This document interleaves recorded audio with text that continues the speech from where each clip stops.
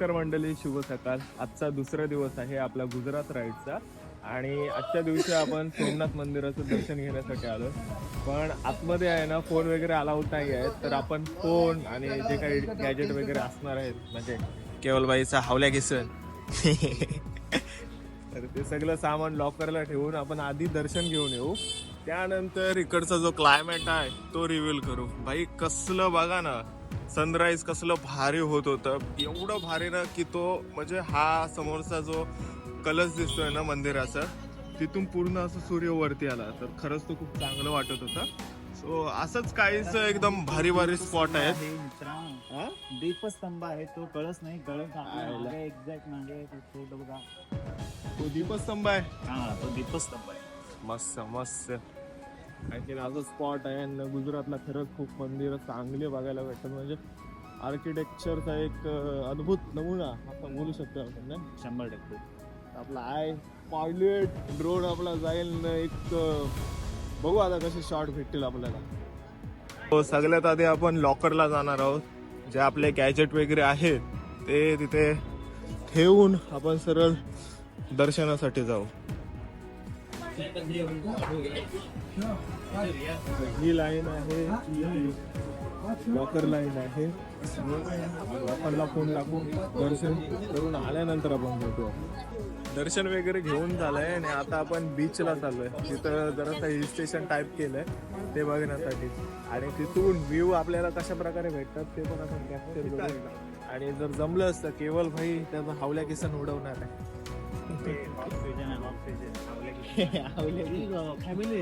रोज जाना होता है हावलिया हावलिया हावली किसन यहाँ पे रोज चल रहे हैं.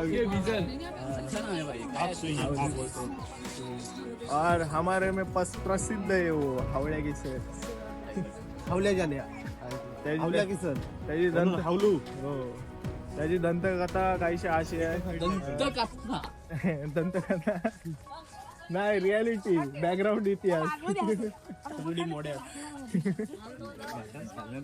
बघितली तो अजून माहिती नाही कोणाला काय झालंय.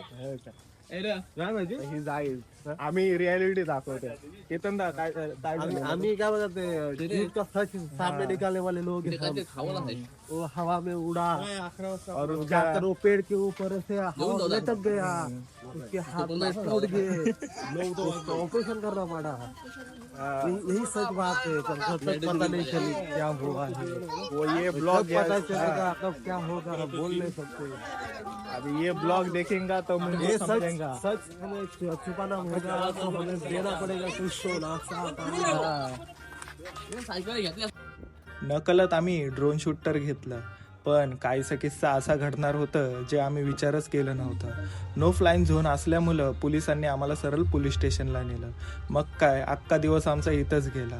आता पोलीस स्टेशनला आलोय. काय झालंय काय माहिती. ब्लॉग रुकणार नाही चाहिए भाई. पोलीस स्टेशनच्या आतमध्ये 3 ते 4 तास फक्त आमची इन्क्वायरी चालू होती, डाटा चेकिंग आणि इतर प्रोसेस. पण काय भाई, मेमरी कार्ड आधीच काढलेलं आणि एमटी मेमरी कार्ड टाकलेलं म्हणून का आमचं जास्त सीन झालं नाही. आम्हाला आता नाश्ता वगैरे करून पुढच्या प्रवासाला निघायचं होतं. पोलीस स्टेशनलाच आमचे 2 ते 3 तास गेले. ते बोलतात आमचे सर नाही येत ना तोपर्यंत काय ना. मंदिराच्या परिसरात भोजनालय होतं. मग इथे जेवलो वगैरे आणि पुढच्या प्रवासाला निघालो. सोमनाथ मंदिरापासून 3 ते 4 किलोमीटरचं अंतर केलं की आपण बाणगंगाला येतो. इथे समुद्रदेव साक्षात आपल्याला शिवलिंगांचं जलाभिषेक करताना दिसतं. त्यानंतर आम्ही पुढच्या प्रवासाला निघालो. मग काय केवल भाईची इथं फॅन फॉलोइंग बघा कसली होती, जबरदस्त.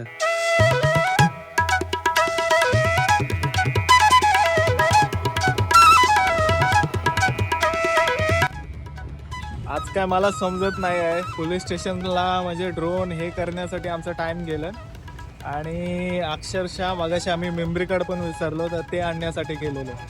तिथून सरळ बाणगंगा तिथे गेलो, तो स्पॉट कव्हर केला. आणि आत्ता आलोय आपण अर्धा ते 1 तासाचा प्रवास केला आणि भालका तीर्थ या मंदिराजवळ आलो.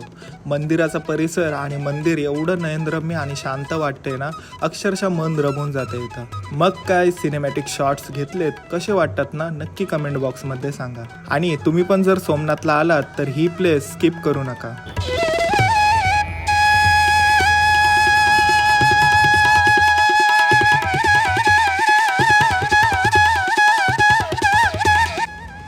दर्शन वगैरे करून झालंय आणि इथून सरळ आपल्याला द्वारकाला निघायचं आहे. जवळपास आपल्याला 4 ते 5 तासाचा ट्रॅव्हलिंग मध्ये बाईक राईड खेचायची आहे. जास्त पण करून आपल्याला तिथपर्यंत पोहोचायचं आहे, कारण आपल्याला जर रात्र झाली तर तिथं आपली राहायची सोय नाही होणार आणि खायची पण.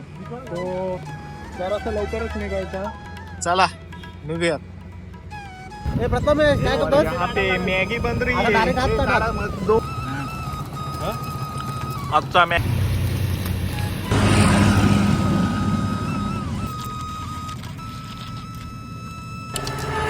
मॅगी वगैरे खाऊन झालंय आणि आता सरळ द्वारकाला भेटणार आहोत.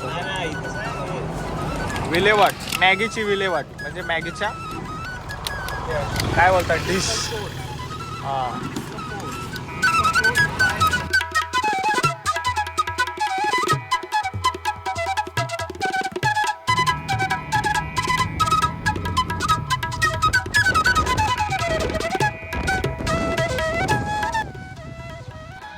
साडेचार तास ट्रॅव्हलिंग करून आपण द्वारकामध्ये आलो. समथिंग 10:30-10च्या दरम्यान आलो असं.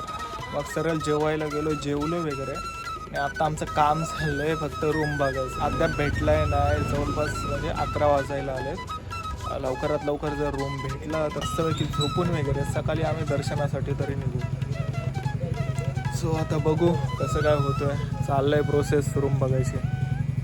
द्वारकामध्ये आम्हाला रूम शोधताना जवळपास 11:30 ते 11 झालेलं. मग एक रूम आवडलं, तिथं आम्ही स्टे केलं.